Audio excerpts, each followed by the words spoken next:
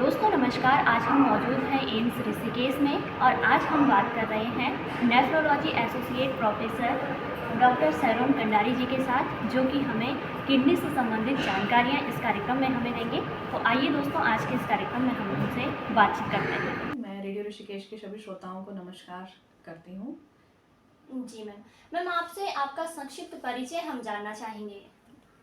मैं डॉक्टर सैरोन कंडारी हूँ, ऋषिकेश की ही रहने वाली हूँ। मेरा MBBS और MD medicine BJ medical college Ahmedabad से हुआ है एंड मैंने अपनी नेफ्रोलॉजी की degree DNB nephrology KEM hospital Pune से ली है और एट प्रेजेंट मैं यहाँ पर एम्स ऋषिकेश में as associate professor and HOD nephrology department में काम कर रही हूँ। जी मैम, आपसे जानना चाहेंगे कि किडनी समस्या के क्या प्रभाव होते हैं।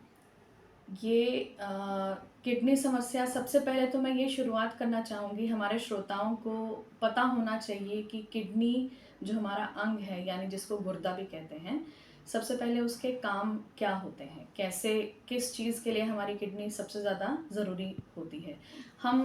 दिन भर हम आम इंसान बहुत कुछ खाते हैं, बहुत कुछ पीते हैं, हमारा शरीर जो ज़रूरी होता है उसमें से उसको यूटिलाइज करता है, उसका प्रयोग करता है और बहुत सारे जो चीज़ें नहीं चाहिए उनको वेस्ट प्रोडक्ट्स में कन्वर्ट करता है, जिसको अपशिष्ट पदार्थ बोलते हैं। जी। तो इन सभी वेस्ट प्रोडक्ट्स को निकालने में सबसे अहम भूमिका हमारा किडनी या गुर्दा अंग निभाता है।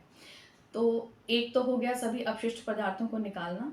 दूसरा, हमारी किडनी रक्त बनाने के लिए जो हमें हार्मोन्स चाहिए उसके लिए मदद करती है। और तीसरा, हमारा जल और नमक का संतुलन मेंटेन करने के लिए, यानी रक्तचाप बनाने के लिए, मेंटेन रखने के लिए, ब्लड प्रेशर मेंटेन रखने के लिए हमारी किडनी का बहुत उपयोग रहता है।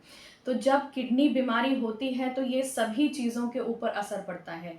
BP सही से नहीं रहता, मरीज का खून नहीं बनता, एवं जो ये सब वेस्ट प्रोडक्ट्स हैं इनकी मात्रा हमारे शरीर में बढ़ने लगती है, जिनका पता हम वेरियस टेस्टों से करवा सकते हैं। जी मैम, जानना चाहूँगी मैं आपसे कि किडनी समस्या के लक्षण क्या हैं।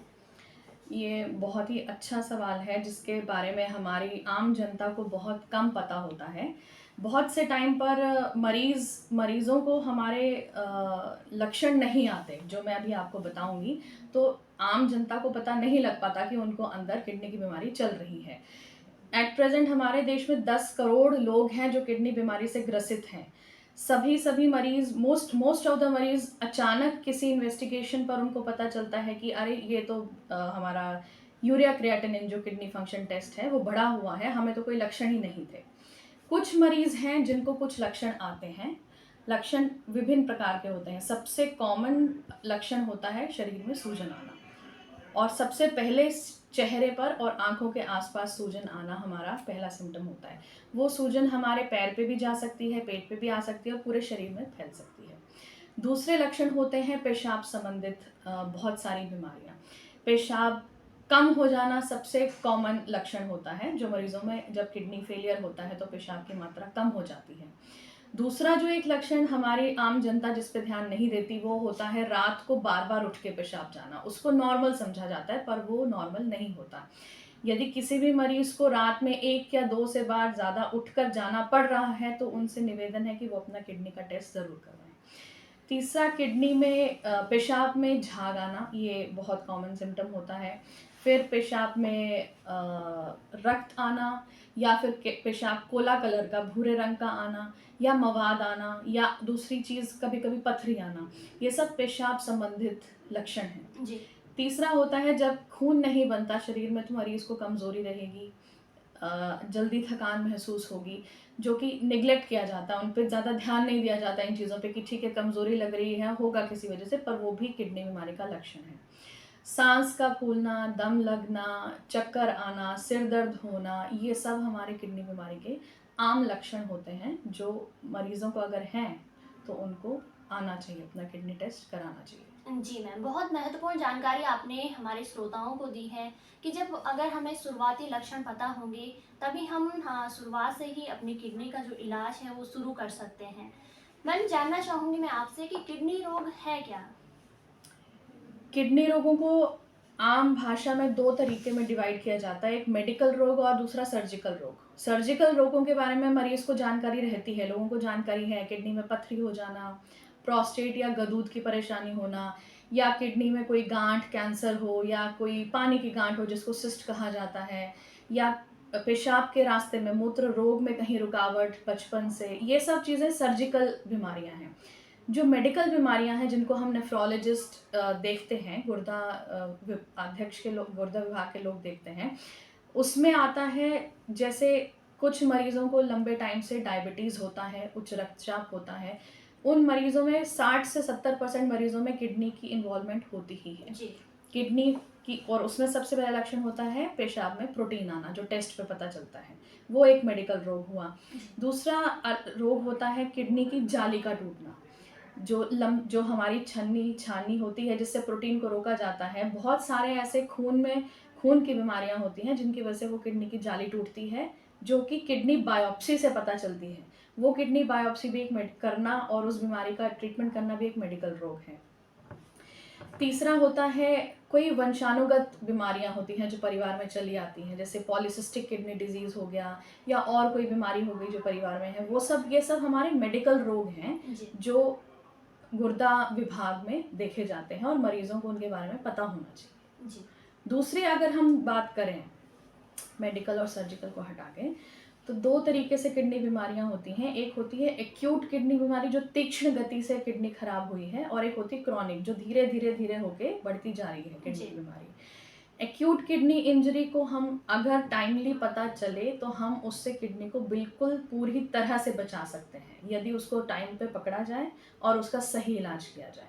दूसरी जो क्रॉनिक फेलियर होता है, जो लंबे टाइम से किडनी को थोड़ा थोड़ा असर पड़ा, चाहे बीपी की वजह से, चाहे उच्च रक्तचाप की वजह से, चाहे हृदय रोग की वजह से, उन सब बीमारियों की वजह से किडनी डैमेज जो हुआ वो अंतिम चरण तक पहुंचता है और उसके बाद रिकवरी नहीं होती। वो भी तब है अगर आपने निगलेक्ट किया हो, सही टाइम पे उसकी इलाज नहीं कराया।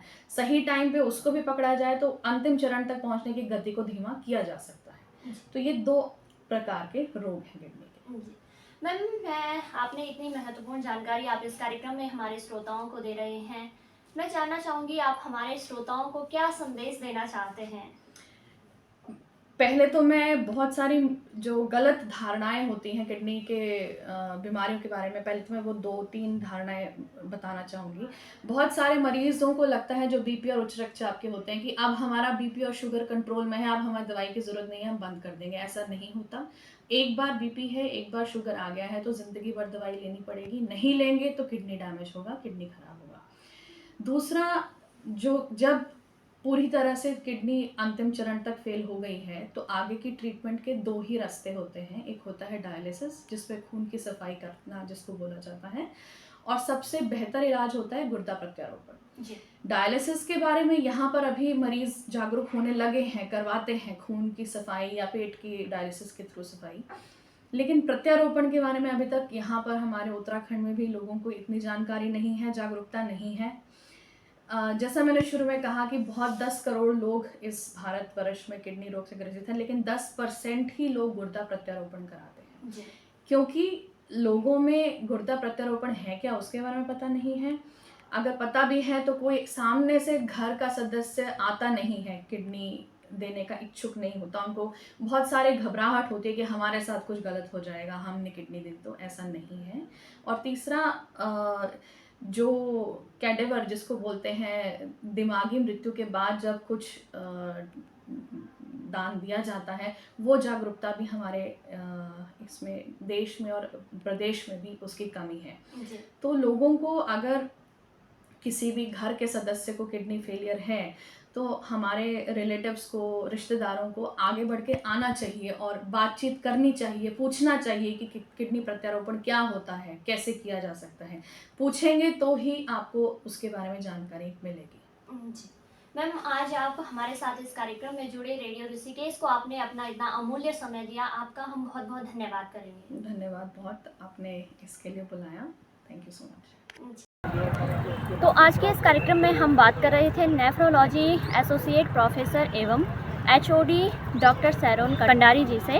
और आपको कैसा लगा ये कार्यक्रम, आप हमें फीडबैक के माध्यम से बता सकते हैं और कमेंट करके भी बता सकते हैं। हमारा कॉन्टैक्ट नंबर है 94113929 9412967 नंबर एक बार रिपीट कर रही हूँ 9411392967।